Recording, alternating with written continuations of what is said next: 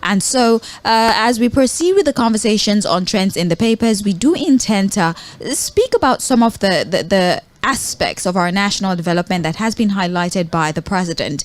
And dare I say, we can also consider this some sort of appraisal of how much work he has been able to do in his 16 months. I know we already did some sort of administration review amongst other things, but why not also take today as an opportunity to speak to how well they have been able to handle all of the responsibilities that have been placed on their shoulders. Fᴜဃᴜ will be joining me virtually for that conversation. Like I said, we will start by sort of breaking down the president's speech and looking at all of the things that he addressed, and maybe decide for ourselves if we are satisfied as a people with all of the strides that this administration has made as we celebrate 64 years of the nation's independence. Fᴜဃᴜ, good morning. Thank you for being here. Happy Independence Day and happy birthday to Mainland FM.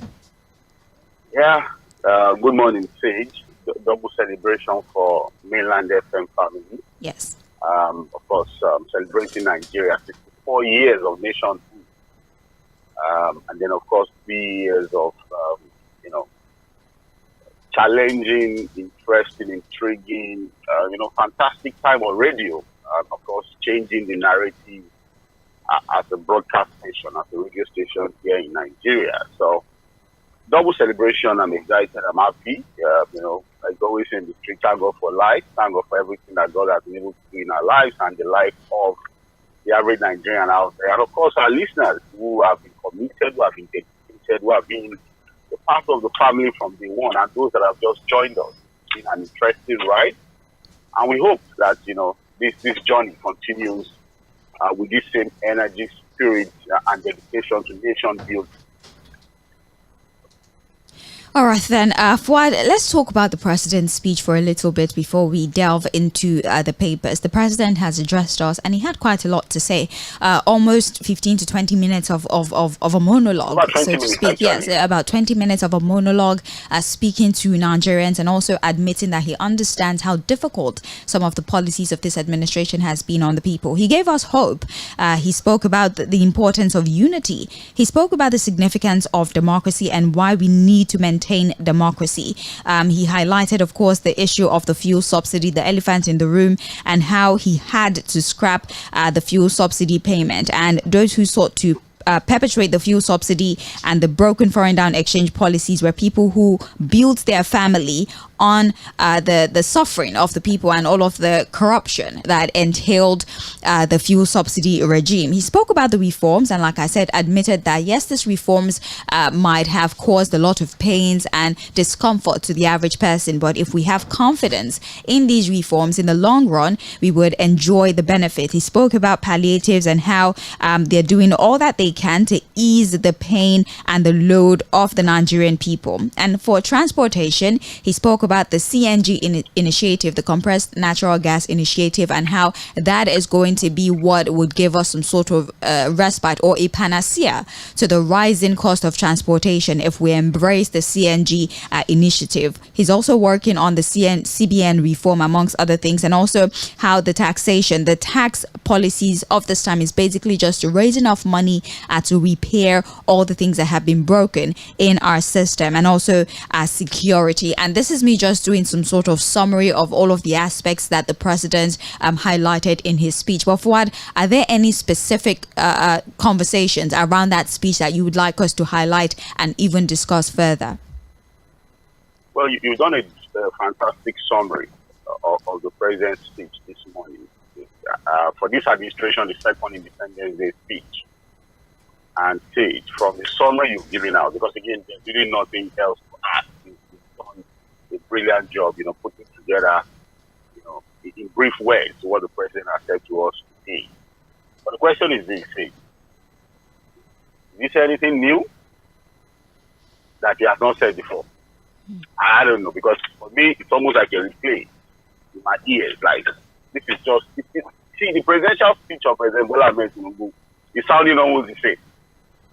I think maybe just a few words added here and there, but in reality, it's almost like the same rhetoric. Oh, I feel your pain. I have to take this tough decision. We are winning the war on insecurity. We've killed a number of insurgents. oh, our Greek revolution, I've been doing my part. The governors should also join. I've been giving fertilizers. Are you with me, see? Fouad, I'm with you. Hello. Okay, yes, I've been doing my part. I've given fertilizers. The governor should also join. On the economy, we have to take the tough decisions. We are seeing light at the end of the tunnel. See, nothing new. And then the CNG would always come in, all right? The CNG conversation would always come in. We are committed to CNG. So, I think the president has a mindset. Yeah, Fouad, the connection is sort of is unstable.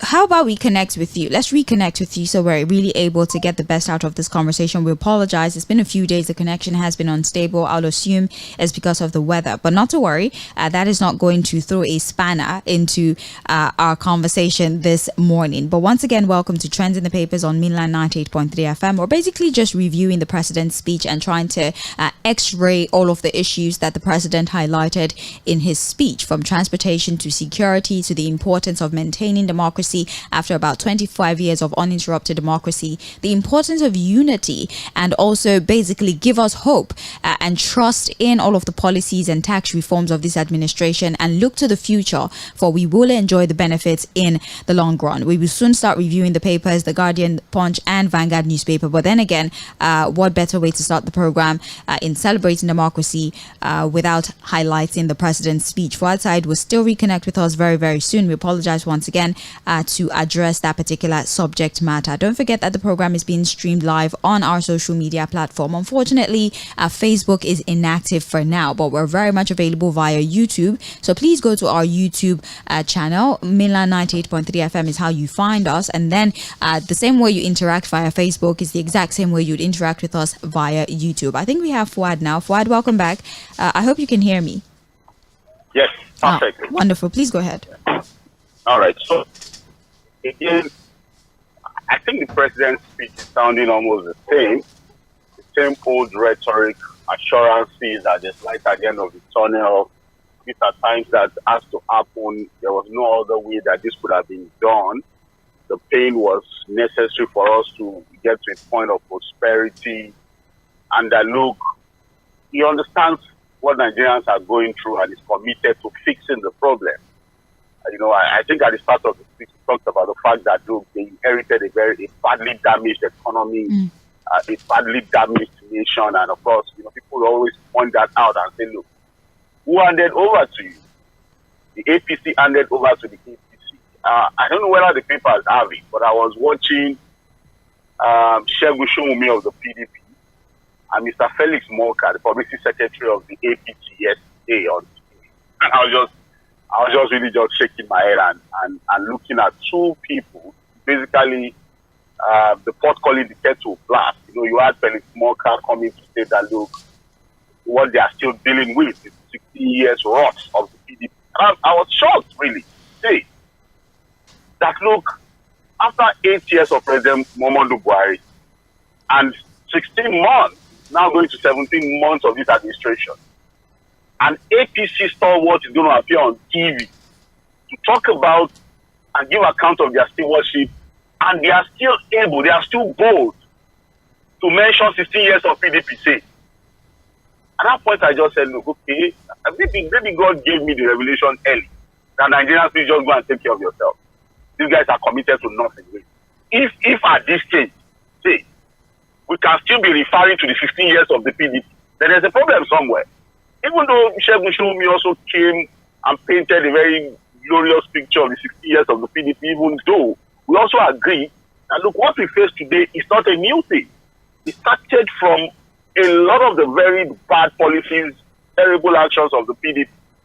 But look, at the point in 2014, say, towards 2015, that Nigerians yearned for a change. Remember the slogan there was change, change, change. They just wanted a change, which the APC sold to Nigeria. Remember how President Muhammadu Buhari was remodeled as a converted Democrat, as somebody who has changed from what we used to know him in the 80s, as somebody who was not committed to nation building, the best that could ever have happened to Nigeria. And then Nigerians bought into that change ideology. So what do we have now, say? So we are still in an era where the whole publicity secretary of the APC, instead of focusing on what they are doing now, what they should continue to tell Nigerians about how they want to get us to the promised land, he's still talking about the 15 years of the PDP.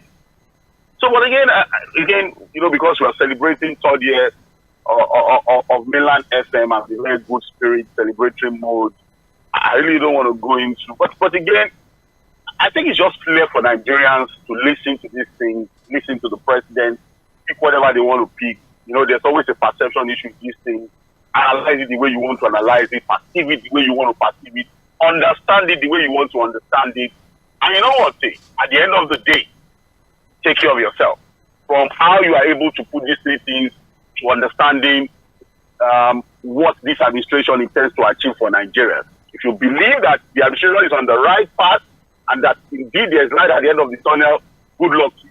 If you think that, look, this administration is not going to bring anything to Nigerians other than what they've been doing and that you need to brace up for tougher days ahead, good luck to you. But for me, again, as we congratulate Nigerians, 64 years of nationhood, congratulate ourselves also for 3 years of fantastic job as a radio station in Nigeria.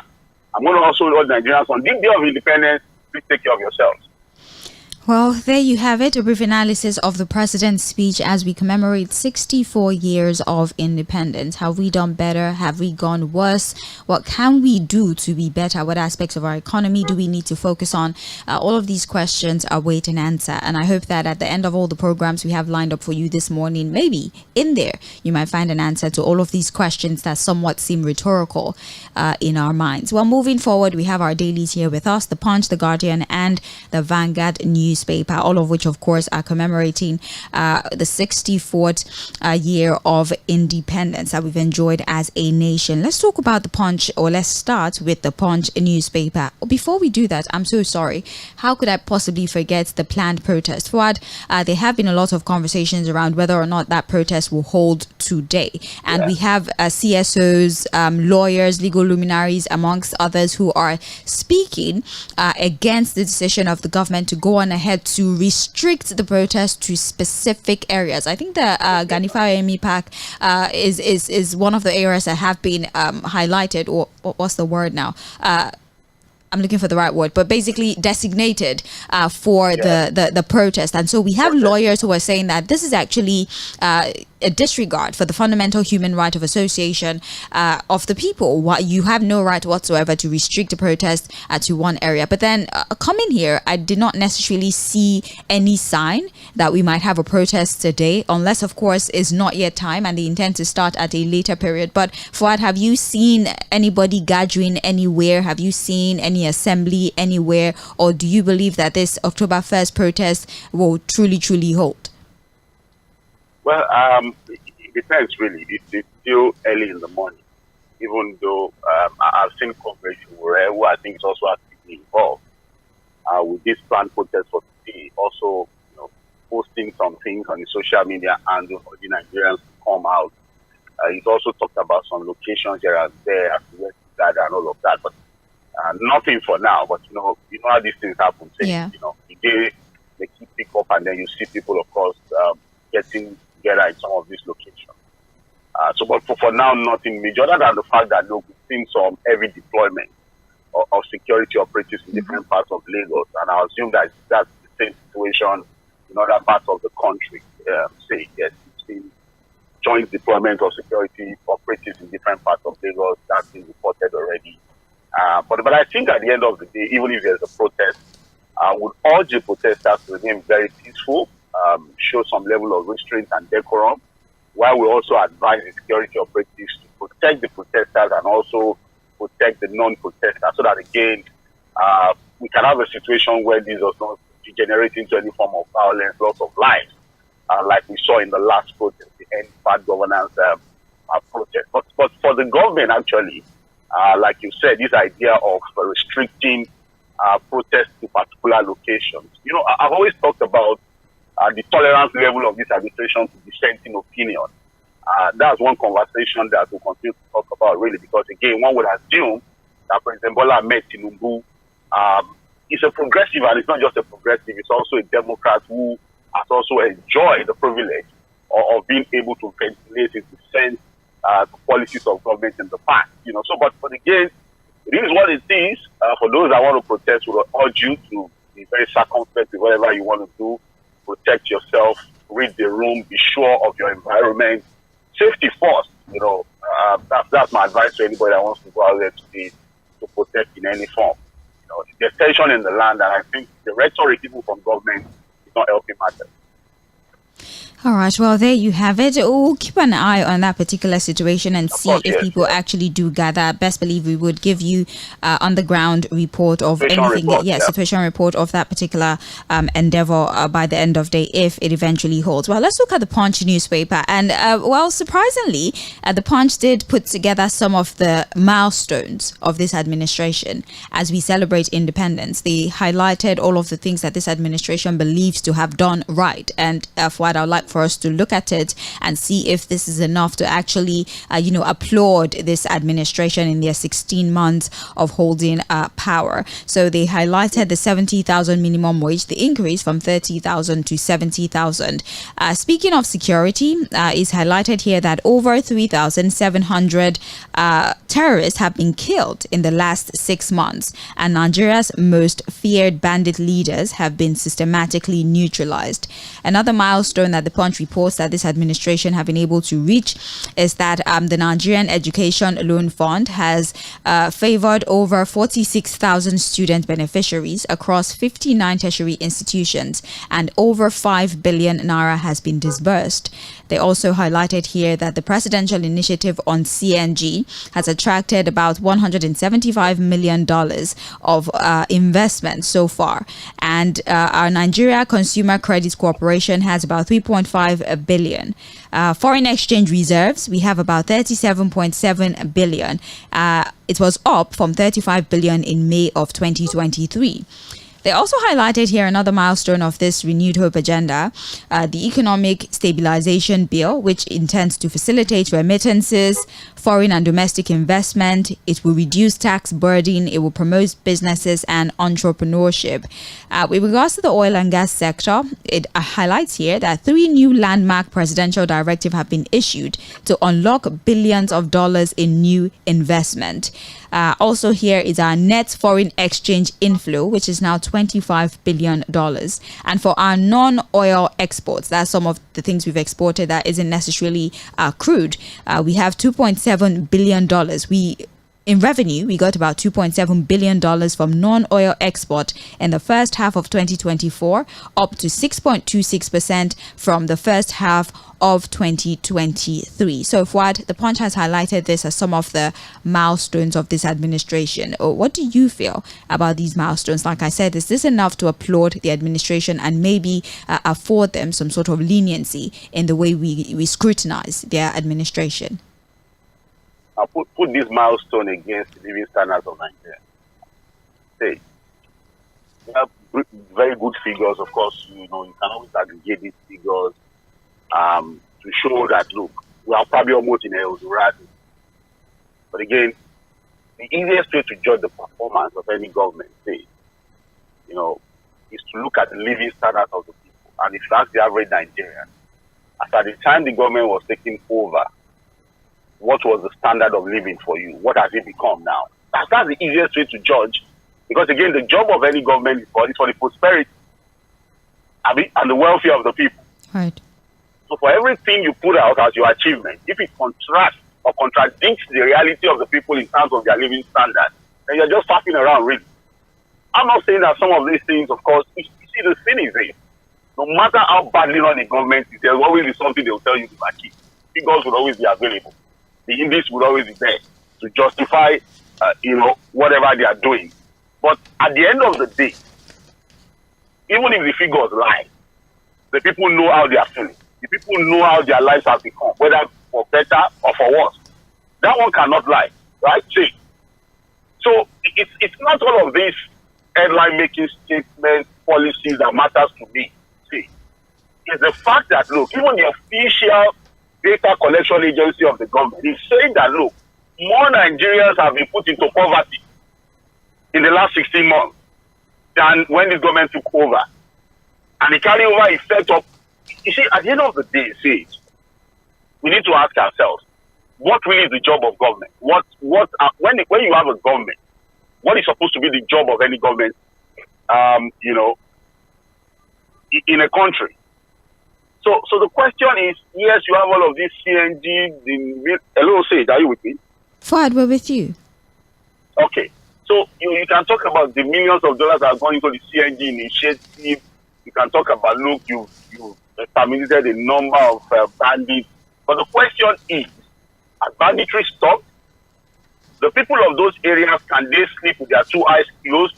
What is the current security situation in these states? So that we don't begin to think that, we've gotten to where we're going to, or we are right on the right path. I'm just saying that, look, at the end of the day, and that was why I said that, look, it's not a perception issue. It's really about perception and how you want to interpret where we are. For people who are probably connected one way or the other, who are able to sort themselves out, maybe Nigeria is the best place to ever live in. But what we are saying is that, look, if you aggregate the living standards of the majority of Nigerians at this time, and you look at the figures, you understand that, look, this administration still has a lot to do, really. If you ask me if they have the opportunity to do it, why not? There's still time. This is just 16 months of a 4-year administration. So there's still time for them to change the narrative. But to begin to believe that all is well and they are on the right path would mean that they are living in their own self-illusion. And that's a dangerous thing for me. So, but at the end of the day, Sage, it is about perception, what you think, your own personal reality. That's why I will keep repeating that, look, whatever way you think you want to interpret where we have found ourselves, the policies of this government, the speech of the president that has almost sounded the same over and over and over again, just find a way to take care of yourself. We'll continue to give you the information, we'll highlight the issues when we should, the balance in the way we see things, but at the end of the day, the Nigerian out there is the ultimate person to decide how they want to live their lives in this present reality. So the figures are there, but the reality is also showing something completely different when it comes to the living standards of the people. Well, The Guardian on page 2 tells us Nigeria Act 64, we must reform or collapse, says the president, as CSOs vow to go on with protest. And where all of the milestones of this administration have been highlighted here on the front page of the Punch newspaper. If you want more information about that story, please check page 2 of the Punch newspaper. For those of you who are probably just tuning in, you're currently listening to Trends in the Papers. This is our daily morning program where we look through the front pages of our dailies. We have analysis. We provide you with more information, more depth to the stories that have been reported on the front pages. Of course, we have a segment where you can participate, but for now, we're basically giving you the information and providing you with a deeper understanding of these stories so that you're better informed to put together your own perspectives about the stories. It's 8:07 a.m. here in the city of Lagos. Again, we apologize for the Facebook platform that is currently inactive, but we're streaming on YouTube as an alternative. So you can very well join us via our streaming platform on YouTube at Mainland 98.3 FM. The handle is the same and the method of interaction is the same as well. Just use the live chat option to drop your submissions. And when it's time to take public opinion, we would read those messages. It's back to the papers now.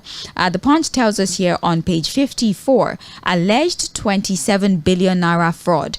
Ex-Taraba Governor Ishaku remanded in custody. So we have here, still on the fight against corruption, that a Federal Capital Territory High Court in Maitama, Abuja on Monday remanded former Taraba State Governor Darius Ishaku and former Permanent Secretary of the Bureau for Local Government and Chieftaincy Affairs, Bello Yero, in the custody of the Economic and Financial Crimes Commission. The duo was arrested on the 27th of September for allegedly diverting 27 billion naira belonging to the Bureau for Local Government and Chieftaincy Affairs. The anti-graft agency stated that this amount formed part of the 2.5% contingency funds belonging to the Bureau for Local Government and Chieftaincy Affairs, and they further alleged that the duo committed an offence contrary to Section 315 of the Penal Code A of the laws of the Federal Capital Capital Territory of Nigeria 2007, which is punishable under the same section. Well, just to summarize this particular story, we have yet another ex-governor that is alleged to have been a part of duping the people that they are meant to protect. And we're talking about the ex-Taraba governor. 2.27 billion naira that was meant for the Bureau of Local Government and Chieftaincy Affairs is believed to have been mismanaged by these individuals. Fouad. Well, Taraba State is a bit personal to me, and I'm sure you know why. I served with that state, and I know the reality of the state. If there's a state in Nigeria that is badly run, that has been so unlucky with governors, it has to be Taraba State. I think it has to be number one. Maybe the second will be Kogi State. But for Taraba State, right from the time of Reverend Jolly Nyame, he was one of the governors that was pardoned under the Buhari administration. Yeah. He was actually jailed and pardoned under the Buhari administration. So from the time of Reverend Jolly Nyame to the late governor, Damba Basunte, the one that had the aircraft crash and all of that is late now. To this man, Ishaku. But again, it's still an allegation. He has not been found guilty. But anyway, anytime I remember Taraba State, I just feel very, very bad. That was a state that was under the old Gongola state. Then the old Gongola state had what you have now as Adamawa and Taraba together to form the old Gongola state. So when it was going to be divided into two, the most developed part of Gongola was cut out as Adamawa. So the least developed part of the old Gongola state is what you have as Taraba state. So it was a state that needed a lot of work in terms of infrastructure development and whatever. But unfortunately, they've had very terrible governors. I don't know what the current governor is doing. We might not be able to quickly judge it now, but I doubt if he's doing anything completely different. Hey, as at the time I was serving in Taraba State, around 2005, Taraba State has 16 local government. Only 4 was connected to the national grid in terms of electricity. Only 4. And in Taraba State, the only place where you can see some serious level of development, and when I say serious level of development, some semblance of meaningful development, not real one, it's in Jalingo, the capital city. Immediately you leave Jalingo, there's nothing happening in that state. Quote me anywhere. I don't know if anything has changed, but from the reports we are getting and the fact that, look, governors after governors in that state are always running into trouble with the FCC, it should tell you that, look, there's a lot that is wrong with that state. Poor infrastructure everywhere, because I actually moved around. My level of, I'm always somebody who wants to discover things. So I started in Taraba State, moving around actually. I was so inquisitive about, the Taraba State. I got to Takum. I think Takum is the hometown of General T.Y. Danjuma. From Takum to Mambila Plateau to Krumi to Mayoraba, almost all parts of Taraba State, I'm sorry, you go there, there's nothing happening apart from Jalingo, even the so-called Jalingo, capital city. But again, we'll see what the EFCC is going to get out of this. I hope it's not going to be one of the earliest unresolved cases against former governors. Because it's not just about the initial graduate. Can the EFCC pull this through and ensure that, maybe something happens at the end of the day to this former governor? But again, we'll have to wait to see. Well, like I said, that is on page 54 of the Punch newspaper. We don't have a lot of stories reported on the front pages of our dailies today. The primary story, of course, is highlighting our woes and our successes 64 years after. So those are the stories really that we have on the front page of the Punch newspaper. But now moving on to The Guardian. The Guardian definitely has a lot to say this morning, all of which in a way are connected with commemorating independence. But we have here the story on the front page of the Guardian newspaper as we move away from the Punch. Nigeria at 64. Economic hardship, political rifts overshadow celebration. We have a number of riders here. Cost of living crisis, high energy cost remind citizens of institutional failure. Country still in search of unity, development. Ethnic groups demand restructuring, a new constitution. Greed, corruption, bane of modern Nigeria, says Afenifere. We'll just take a little bit of the story. Nigerians are often admired and mocked as amongst the most resilient people. However, the persistent increase in economic challenges, political fragmentation, tribalistic political campaigns, and institutional shortcomings are exerting immense pressure on both the populace and the corporate entities. This presents a significant concern as the nation commemorates yet another year of political independence today. The government celebrated the recent decline in inflation rate, which had hit a multi-decade high before the recent hiatus, as a sign that its economic reforms has begun to feed into the economy. However, experts have insisted that ease in inflation means prices are rising at a slower rate and not falling, which Nigerians earnestly desire. The price crisis seen in the past year, perhaps extending back to May 29, 2023, when the current pro-market reform administration took office, has pushed basic consumption, such as food, shelter, and clothing, into the realm of luxury. Fouad, today I saw the reports that the exchange rate is now 1,705 naira to a dollar. And I just thought to highlight that because it's like every single passing hour, there's some sort of significant increase to the exchange rate. And sometimes we get lost in all of the figures. Well, as at this morning, the exchange rate is 1,705 naira to a dollar. And just like this report highlights that we celebrated the recent decline in inflation rates, but that does not mean that commodities became cheaper. It just means that the prices are going up at a slower pace as opposed to the rapid pace with which it was increasing before. And all of this have taken the ability to really celebrate independence away from Nigerians. How do you celebrate if you are currently unhappy or unable to feed yourself and your family?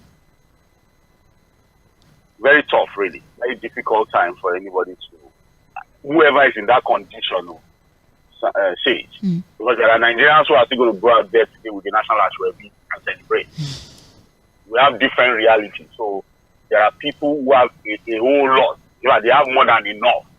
They probably won't waste food. They waste a lot of things. So the reality of those Nigerians is completely different from those that are waking up this morning without anything to eat. They don't even know where the next meal is going to come from.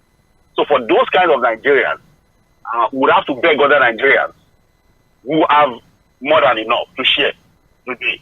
We have always encouraged people, be your brother's keepers, try to watch out for one another, as neighbors in the same compound, say, if you have, just try to help people, really. Look at your street, your immediate neighborhood. Look at people who are struggling to have and try to help. So that's the message for people who don't have anything today and are only hoping on God, for the next meal to come. But for those Nigerians who have everything, they are well connected, they have a very good job. Nigeria is the best place in the world to live in as it is today. They believe so much that everything has happened in the last 15 months has made the life of people better. Why not? They should roll out the drums and celebrate to high heavens. Enjoy themselves, party as long as they want, because it's also within their right to party for as long as they want. But again, if you look at the report,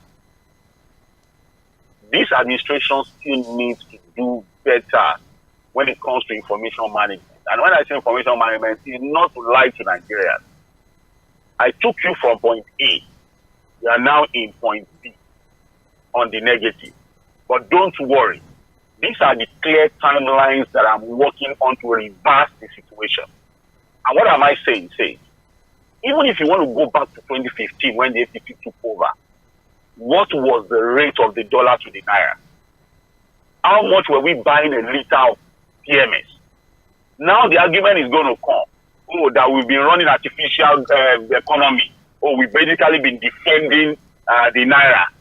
We have only been paying subsidy. I think one of the arguments of Felix Moka was even that, it was not as if that was the real price of what we were paying for. I said, so what?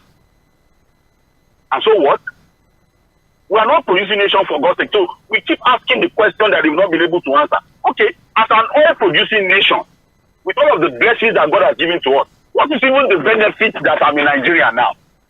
If I have to suffer like non-oil-producing nations, if I have to buy PMS at the rate that other non-oil-producing nations are buying it, so what then is the benefit of me? So the only thing we see as benefit of prosperity and the blessings of God for Nigeria is in the living status of our leaders. You don't understand, say. I'm with you. And that's the irony. They keep telling us that, oh, no, there was no other thing. You guys were living in the past. It was not the right thing to do. We're physically just living in illusion. We were spending the money we didn't have. Okay, fine. But, okay, now, as a Nigerian, that have been so much blessed by God with all of these God-given resources, what is my benefit? What am I gaining from the government? So the only thing that shows that God has blessed us as a people, should it be only in the living standards of our leaders, not reflecting in the lives of the ordinary people? And then when we now talk about sacrifice, so it has to be a one-way sacrifice, a one-sided sacrifice. Sacrifice only in the lives of ordinary Nigerians, whereas the people in government are not showing any indication of any sacrifice. The man that was talking about sacrifice, I was looking at this yesterday on TV. And I said, look at the man telling Nigerians to sacrifice. Two big phones. He even flaunted it on TV. I said, look at the man telling Nigerians to sacrifice. He's so detached from the reality of all Nigerians. Nigerians should sacrifice. You are innovating buildings, buying presidential aircraft, buying Escalade, buying everything, giving your money, giving yourself huge allowances and salaries ridiculous. And Nigerians should continue to sacrifice. And that there's no other way. So the only way is to continue to feed the greed and the insatiable needs of our ruling class, whereas people remain in penury and poverty. And there's no other way. Sage, we are celebrating, so I'm in a good mood. Fᴜʟ, this is you in a good mood. I wonder. Am I not in a good mood? I wonder what you do when you're in a bad mood, Fᴜʟ. What are you doing? This is you in a good mood. Okay. Anyways, if you're also in the same, obviously excited mood as Fᴜʟ is in, don't be afraid to participate on the program. It's mainland 98.3 FM. Trends in the papers is what you're listening to right now. We have about 10 minutes. Fᴜʟ, I don't want to see you in a bad mood if this is you in a good mood. Please, you can be a part of the program. You can start dropping your message actually. Soon enough, we'll open the phone lines in about 10 minutes, in about 20 minutes thereabout, because we have state commercials at 8:40. On the more serious note. Yes. $1 to the naira is now 1,007 705. The parallel market, though, I should highlight on the parallel market. Of course, we are working with. Is it not unified market now? We are working with the parallel market rates now. But the question is, Well, there's nothing we can do. Is that what we are going to be living with? sadly, And yes. I'm asking me. Yes, it's not a rhetorical question. There's an answer. Or there's an assurance from them that no, we're going to go back to where we are coming from. I know, You know, people have been saying that whatever happens and we start to miss Buhari, it is something else. So You miss him. I will not say me. I'm missing Buhari. If that was want to hear from me. You miss if him. that is the case, what are you telling me now? See, that much. I was buying fuel at how much when Buhari was around. What was the dollar to what we have now? I said I should not miss it. They have to tell us where we are going. I've been saying it to. I'm going to Mobita, where exactly are we going with this current administration and their so-called economy? They need to be clear to Nigeria. Where exactly? What is the end game? Where are we going? Where are you taking us to? We can't continue like this. Sage. At over 1,007, and we should keep quiet and assume that all is well, and there's one future that we are chasing. Oh, it's darker before dawn. We have to enter the tunnel and come out. The tunnel that you can go into and may never come out. It is very important that this government must tell us where they are taking us to. Where exactly are they taking us to? The president never addressed that today. It was just renewed. We can't continue to live on hope. Well, you can find more information on page 6 of the Guardian newspaper. This is Trends in the Papers on mainland 98.3 FM. We're looking at the Guardian newspaper. We just recently reviewed the Punch newspaper. Soon enough, we would wrap up with looking at the front pages of our dailies, go on a break, and then allow you also be a part of the conversation. But until then, let's continue to address these stories. Moving forward, we also have on the front page of the Guardian newspaper a story that started out as social media bans but have now dominated the airwaves and also our print. Bobrisky Federal government sets up panel to probe correctional service amid denials. So this particular story is more or less an update to the imbroglio that we've seen between two individuals that were simply social media enemies, so to speak. And now we have the entire nation following the string of events that have followed the band. And we've seen investigations that have been launched to see or analyze or review the operations of our correctional facilities, and also even the operations of the EFCC, amongst other things. Well, following the controversy between the cross-dresser Idris Okuneye, widely known as Bobrisky, and the social media influencer and blogger Martins Otse, also known as Very Dark Man, over bribery allegations involving top government officials, the federal government yesterday inaugurated an independent investigative panel to probe allegations of corruption and gross misconduct in the standard operating procedures within the Nigerian Correctional Service, NCOS, and also the EFCC. So the Minister of Interior, Dr. Olubunmi Tunji-Ojo, inaugurated the committee yesterday in Abuja. He said the committee would also look at the recent allegations that some correctional service personnel had provided an alternative accommodation for convicted cross-dresser Idris Okuneye, also known as Bobrisky. And Tunji-Ojo also noted the need for a holistic approach to unravel the issues being investigated through empirical and fact-finding processes that will prefer lasting solutions to the challenges. So Fuad, here we have a committee, a special committee that has been inaugurated to investigate these accusations that have been leveled against the correctional service and maybe even the EFCC. Yesterday, Fuad, this Very Dark Man individual was at the House of Reps, and he provided evidence to support the claim he made that some officials of the correctional service collected bribe to provide special care to Bobrisky, and also the allegations that the EFCC took bribe to lower the charge for money laundering to naira abuse. And in defense of why Bobrisky was given a special cell, we had officials of the correctional service who said Bobrisky had special features. And this is not me making this up, is in the report, that Bobrisky had special features. He had breasts, apparently. And so yes, that is in the report. Why this is me. So because of that, you. There are men who have some features that sometimes you think that they are women, but they're actually men. Fuad. Did that change the fact that he's a man? Fuad, hold on. And they're saying that because that particular facility has individuals that are convicted for rape, sodomy, amongst other things, they thought it was a risk to his safety to put him in the same cell with these individuals. Because he had breasts. So they're not saying that. So they're claiming that he might have gotten a special cell, but he was not outside the correctional facility as earlier claimed. But he did get a separate cell. And also wait. Now when they arrest common criminals, they check whether they have breasts or not to give them a special cell. What was so important about Bobrisky? He had breasts. That's what they said. There are people who also have something similar, who are men who just have big, mammary glands, but they are not women. Do they take care of them like that? Do they give them that preferential treatment because they have female features? There are men who you look at their backside, they look like women, but they're actually men. Do they, because of that, also give them preferential treatment like Bobrisky?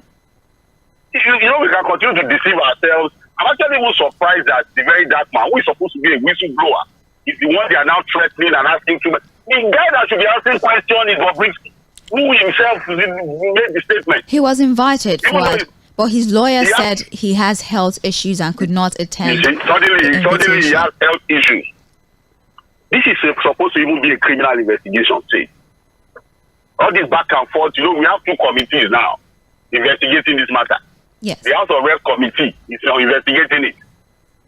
The Minister of Interior has also set up another committee. And you know what I always say about committee? When we start setting up committee for things that are this is supposed to be a criminal investigation.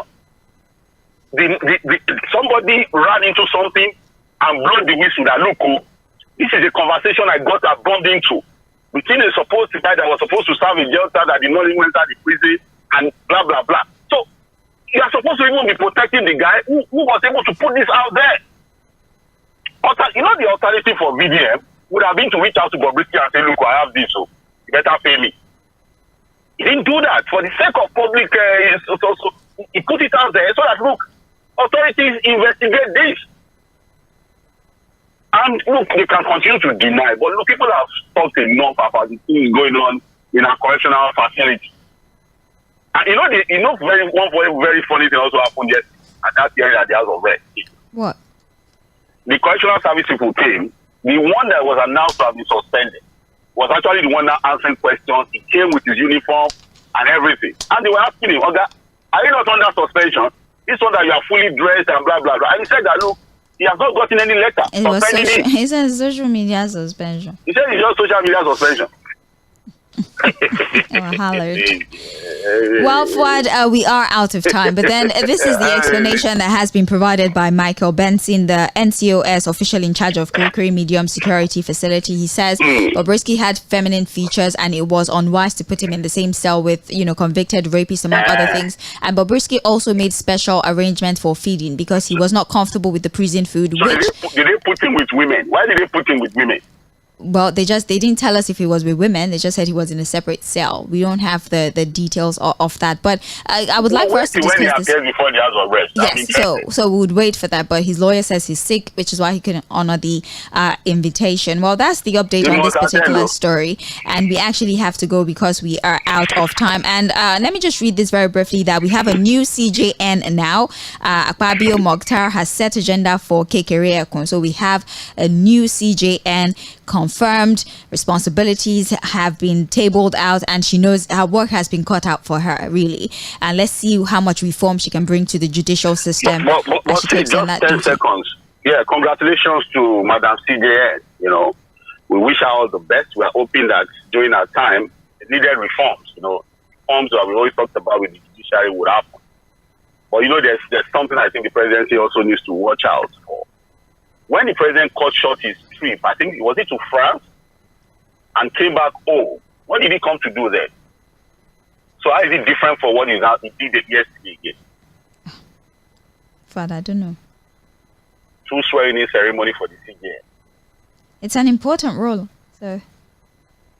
Sorry? It's a very important role, so you'd understand. No, it shouldn't happen, really. All that should have happened then was, look, announcement of our appointment, wait for the Senate to confirm the appointment, and you swear her in. So, but then maybe the president was really very excited, and I just think that should not be happening, really. Well, that's all we have for you this morning on Trends in the Papers. We'll take a few commercials. We'll be back to take your opinion on all the many stories that we have reviewed. Of course, the most important one being 64 years of independence. I'm Sage Babalola. Stick around. We have more conversation coming your way.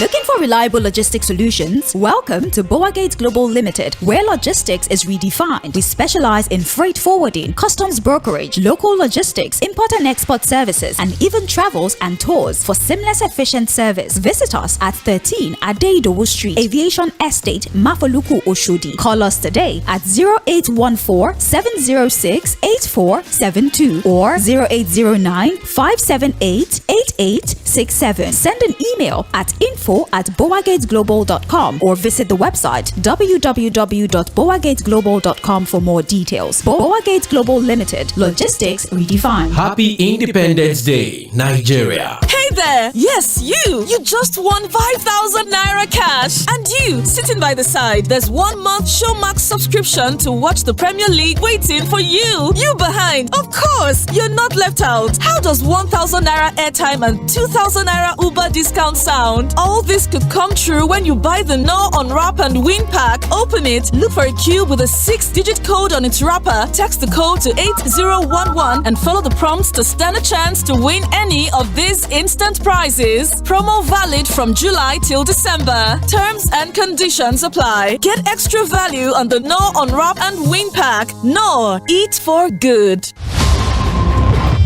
Chai, my head oh. Oga landlord, why you dey shake like ceiling fan?